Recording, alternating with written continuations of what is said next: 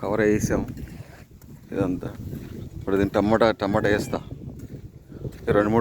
ఇంకో 2-3 రోజులు వేసేస్తాను. ఇంకా నర్సరీలో ఆర్డర్ ఇచ్చిన ఇంకా రాలే. ఇంకా 2 days టైం పడుతుంది.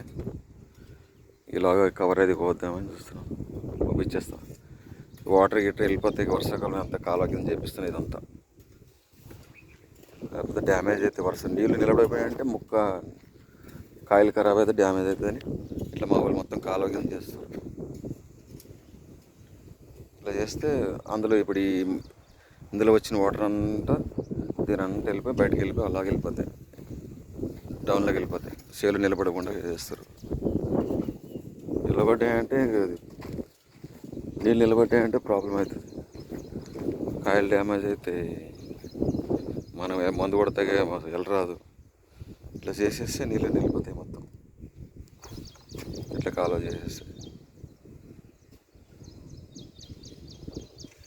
ఈ సాల్వ్ పంట వచ్చిన వాటంతా ఇట్లా వచ్చేస్తాం. ఇట్లా వచ్చి ఇట్లా కాలువ చేపిస్తున్న దగ్గర